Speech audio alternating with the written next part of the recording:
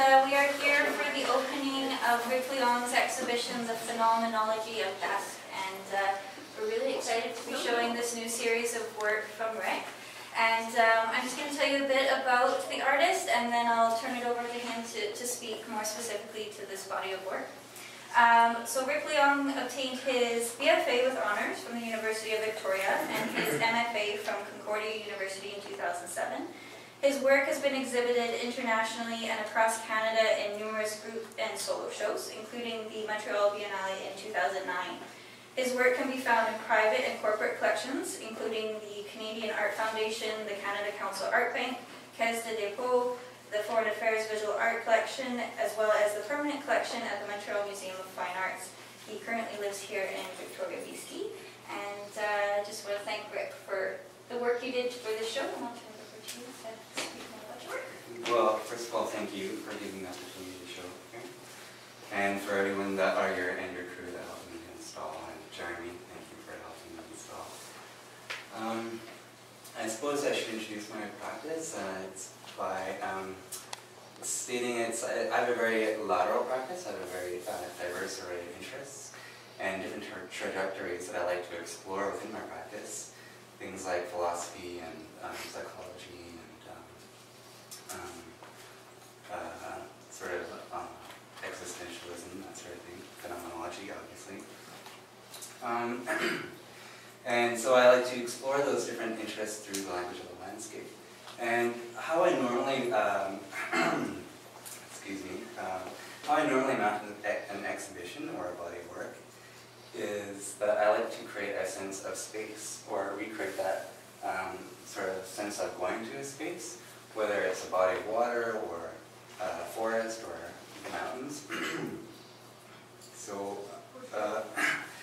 So usually when you go to the exhibition, it's like you're going to this body of water, you're exploring around the body of water, you're experiencing landscape at different distances, creating sort of a lyricism to the viewing of the work.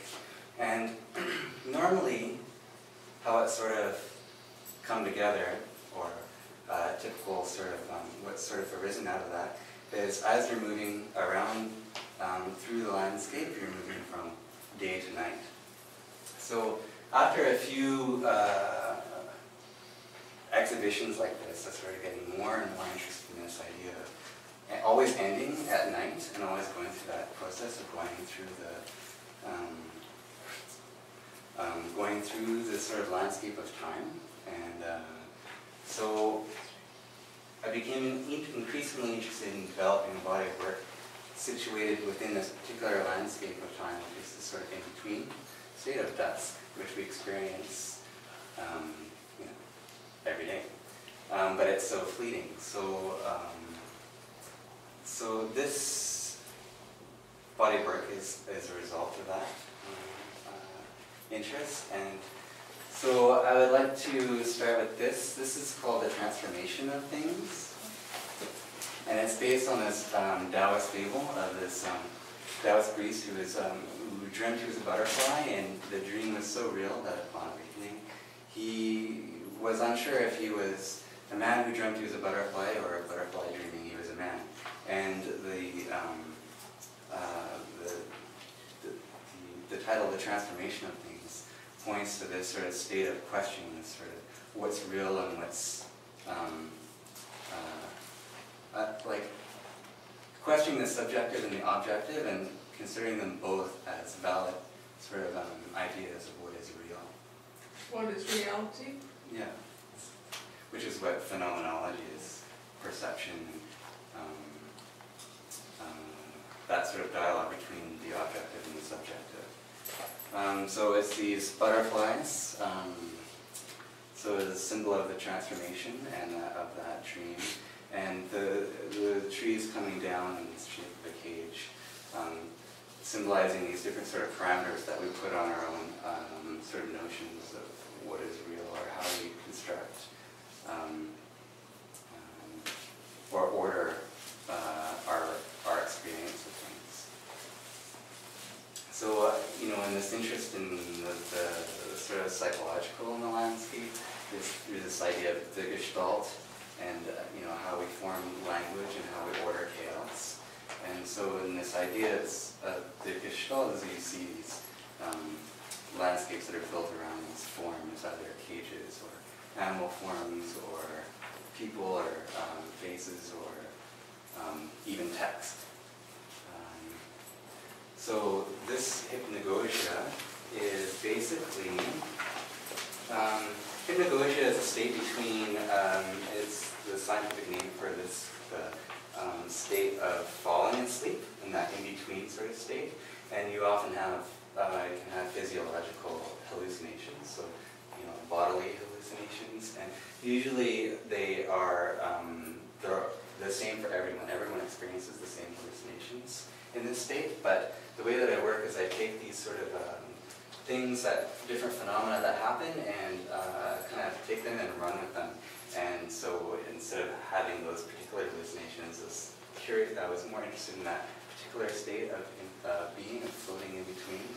And as also this sort of idea of being right in situating oneself right between the conscious and subconscious, and again that idea of the objective and subjective. So you have the butterflies and moths, you have these insects that are symbolic of transformation, but also existing and being active at the same time. And what I should mention about my earlier sort of way that I build exhibitions around that idea of going from day to night is that certain forms are more hidden during the day, and as you go towards night and as the landscape becomes more obscured, you have to use your imagination to imagine what's there and fill in the blanks of what you remember to be there or what you think should be there.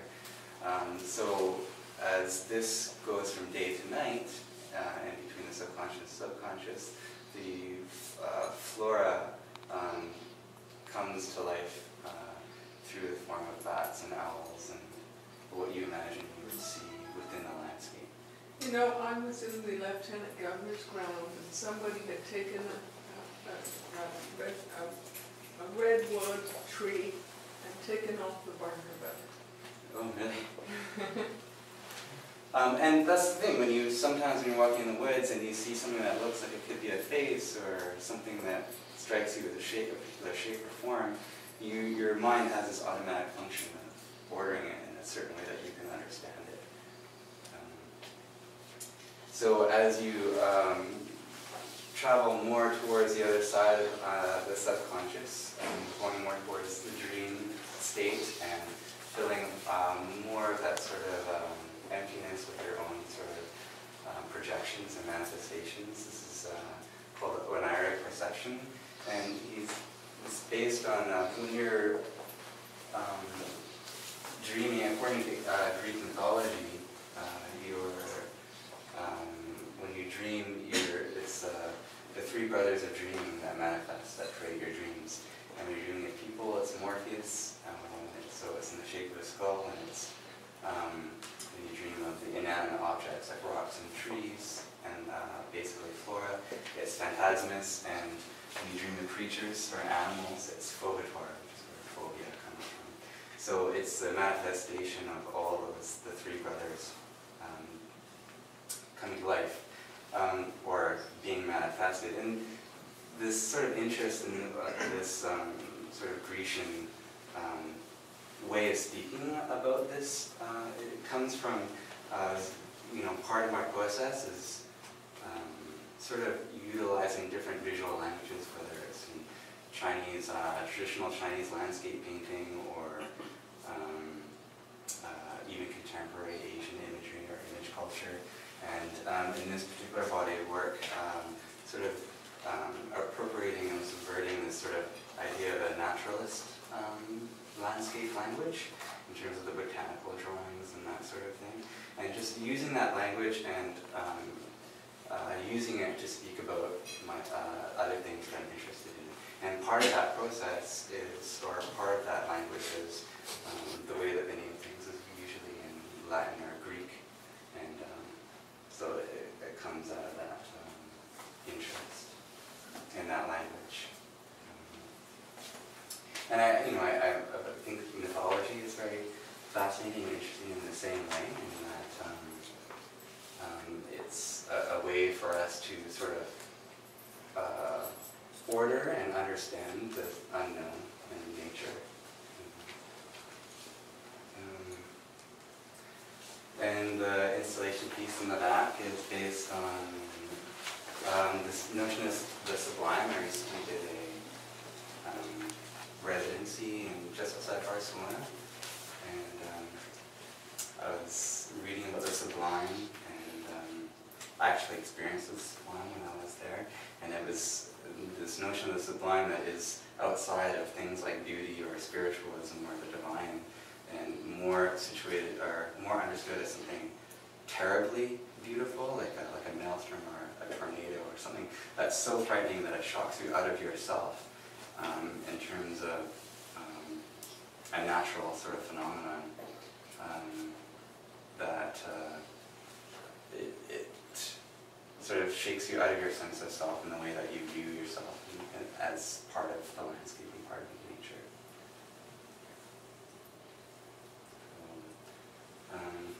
So again, it's all these different interests, trajectories that are sort of brought together under the language of the landscape. Anyone have questions? About this particular body of work. Sorry. No.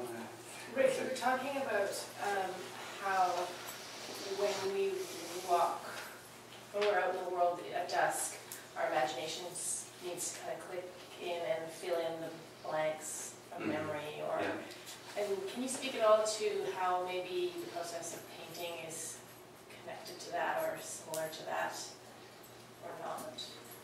Like when you're painting these things, do you feel the same way?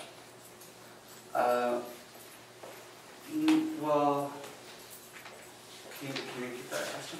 Well, your imagination is filling in the blanks here Right. on the canvas, right? Well, is that canvas similar to when the experience of being? Well, when I'm walking, I work primarily from memory, and so I'm not trying to document any particular place within the landscape. Rather, I'm trying to document the sense of how I've experienced it and internalized it. And so what I'm bringing away from different landscapes, so it'll be when I'm creating, say, a body work around a lake, it could be any lake anywhere, and not a particular lake or a particular forest or a particular place. But I definitely use that experience. I draw different elements of my sort of vocabulary from those landscapes and incorporate it into the work. So definitely, I like to say that I paint the landscape in my imagination, but it's an imagination informed and inspired by reality. So, the paintings wouldn't exist without those landscapes, even though they're not overly representational or documents, which is part of why I was so interested in using that sort of naturalist language, because it is so much about representing what you see so precisely. But I was interested in this idea of trying to use that sort of precision in talking about the landscape, but trying to capture the subjective or how we've internalized it as something that's just as valid. Good question, thank you. Rick, I gather you have, I know you have a very interesting way of building up the layers. Can you speak to that? Well, this particular body of work is very different from how I normally work. But in this piece particularly? In this piece was almost 2 years in the making, and it was because it was a lot of figuring out the methodology, the particular methodology, the particular kind of visual language used, the particular kind of symbology. It just starts off with drawing. And I think of a drawing as sort of like free writing.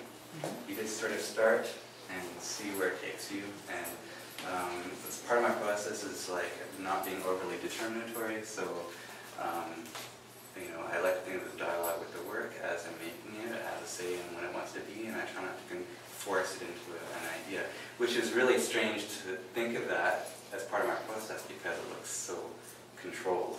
And so, but it comes from this very loose place, and slowly over a great period of time becomes more and more articulated. And in my usual practice with oil on canvas, it just starts with throwing paint and getting into that critical mass on that canvas and looking for the gestalt or shapes within that sometimes. So basically, if I just throw paint on it for a week and then all of a sudden I see a forest, then that becomes a forest. Sometimes I have an idea that I start off with, or I build a landscape around a particular form or text, and each one kind of manifests in its own way. And I find that more of an engaging for me as a landscape artist, that I don't know always what it's going to look like in the end. And this work particularly, this is the first time I've seen it up and on the wall and finished and together, so it's I still don't quite have that distance yet of being finished for a long period of time and looking backwards, but this one almost took 2 years in the making of it, and this one took 2 months because I spent the time and I figured out what I was doing in that particular one. So it's like learning a new language, and then the more you use it, the more fluent you become.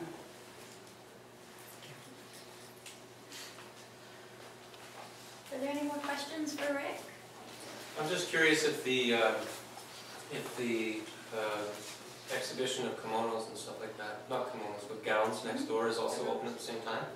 Oh yeah, that's right open now? tonight as well, yeah, because there's a nice kind of, the historic and then a contemporary kind of interpretation of similar motifs. So the Silk Splendor exhibition is works from our Asian collection, so that's just down the hall, so people are also welcome to see that and kind of compare. Yeah, there's a lot of similar symbolism and iconography in there with the insects and the embroideries, and there's some Taoist priest robes in there too. And then looking at that stuff at the Silks exhibition, you get a sense of this sort of traditional kind of motifs or traditional kind of painting, and then you come into this space and just to have that in the back of your mind, you come into this space and you see some of those things that are kind of become hybrid and kind of contemporary, but also dealing with these really ancient themes, these ancient ideas, but with a contemporary hand. And it's really nice to see. It's a nice feeling, a sensation that you get from looking at those works and then coming up to the current time and seeing these. Oh, well, I should mention, I was telling Jillian earlier that part of that process of walking through the landscape and pulling those different elements out to incorporate into my visual, like the vocabulary of the landscape, I do it in the same way as I was walking through there and I was looking at the 5-color clouds and the different sort of forms, and I would pull that sort of language also and incorporate it into this. Although I wasn't aware of that work before when I was making this work, but it just seems to make a lot of sense. But in terms of all kinds of paintings from different eras and different cultures, I think it's the same with every artist. And you incorporate what resonates with you. Okay, really like have you used the natural textures and material that you're painting on? How much does that influence the finishes and jokes? I mean, I can see that the grains are quite different given the pieces.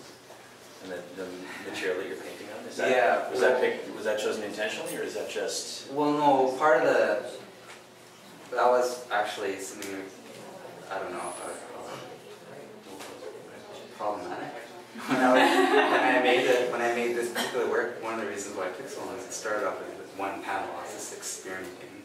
Right. And then I slowly wanted to expand upon it, but as I was getting different panels at different times, one was more red, one was more yellow, one was more brown, so it becomes an issue of trying to make it all part of the same tree, but you just incorporate in different ways, so the darker ones become shadow, and you let it bleed into the others, the lighter ones become light, and you let it bleed into the others, and it's all part of the process. The effect it has on this one. it's just interesting how they express different feelings, Yeah. just the base grain of what you're working on. It just Yeah. gives them all a different feeling, even though they all have a similar iconography, you know. Yeah. It's cool.